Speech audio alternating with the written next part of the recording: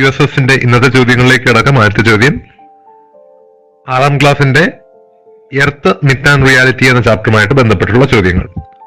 ഭൂമിയെ 2 അർദ്ധഗോളങ്ങളായി വിഭജിക്കുന്ന അക്ഷാംശ രേഖ ഏതാണ്? അതായത് ഇപ്പൊ ഈ ഒരു സർക്കിൾ നമ്മൾ ഭൂമിയായിട്ട് കണക്കാക്കുന്നു.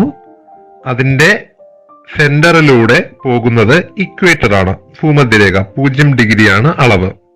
ഇത് ഭൂമിയെ 2 അർദ്ധഗോളങ്ങളായിട്ട് തിരിക്കുന്നു. അർദ്ധഗോളം മീൻസ് ഹെമിസ്ഫിയർ, പകുതി സർക്കിൾ, നമ്മുടെ ഒരു തേങ്ങയുടെ ഒരു കഷ്ണം മുറി പോലെ.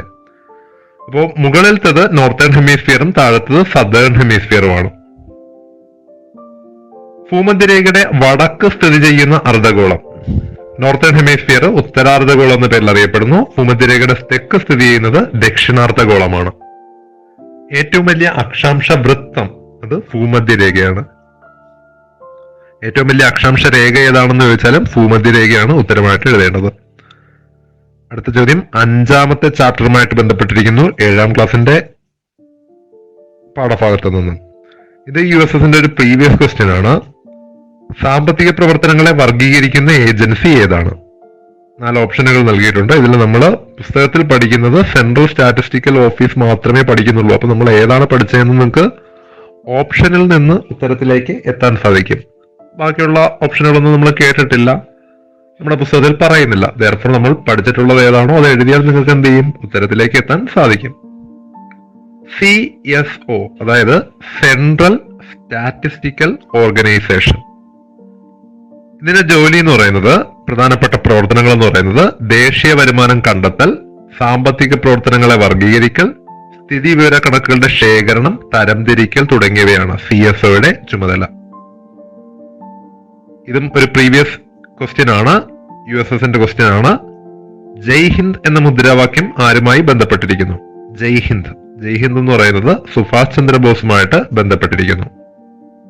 7ാം ക്ലാസിന്റെ പുസ്തകത്തിൽ നിന്നുള്ള ഭാഗമാണ്. ജയ് ഹിന്ദ് എന്ന മുദ്രാവാക്യം ഇന്ത്യക്ക് സമ്മാനിച്ചത് സുഭാഷ് ചന്ദ്രബോസ് ആണ്. അതുപോലെ തന്നെ വളരെ പ്രശസ്തമായ മറ്റൊരു വാചകം കൂടിയുണ്ട്, നിങ്ങൾ എനിക്ക് രക്തം തരൂ, ഞാൻ നിങ്ങൾക്ക് സ്വാതന്ത്ര്യം തരാം എന്ന് പറഞ്ഞത് സുഭാഷ് ചന്ദ്രബോസ് ആണ്. ഇനി ഇവിടെ ഒരു ട്രിക്കി ആയിട്ടൊരു ചോദ്യമുണ്ട്, INA സ്ഥാപിച്ചത് ആര് എന്നൊരു ചോദ്യമുണ്ട്.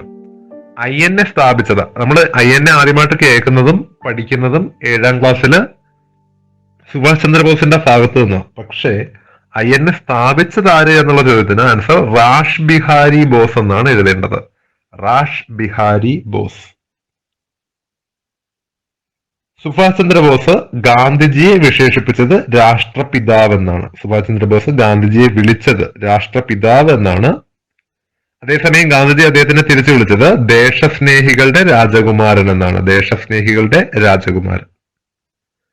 അതിനോടൊപ്പം ഗാന്ധിജി സുഭാഷ് ചന്ദ്രബോസിനെ നേതാജി എന്നും വിശേഷിപ്പിച്ചിട്ടുണ്ട്.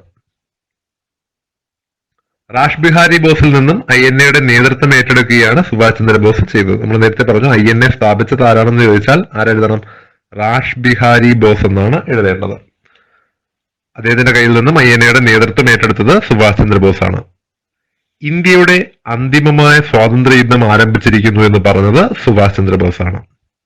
നിങ്ങൾ എനിക്ക് രക്തം തരൂ, ഞാൻ നിങ്ങൾക്ക് സ്വാതന്ത്ര്യം തരാമെന്ന് പറഞ്ഞതും സുഭാഷ് ചന്ദ്രബോസ് ആണ്. ഇതുപോലെ കൂടുതൽ ചോദ്യങ്ങളും നോട്ടുകളും ലഭിക്കാൻ വേണ്ടി നിങ്ങൾക്ക് ഇൻസ്റ്റാഗ്രാം സന്ദർശിക്കാവുന്നതാണ്.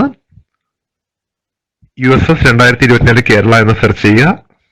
6ാം ക്ലാസ്സിന് വേണ്ടിയുള്ള കോപ്പികൾ ഇന്ന് തന്നെ ഉറപ്പാക്കുക. ഏവർക്കും വിജയാശംസകൾ. നാളെ മറ്റൊരു ടോപ്പിക്കുമായി വീണ്ടും കാണാം.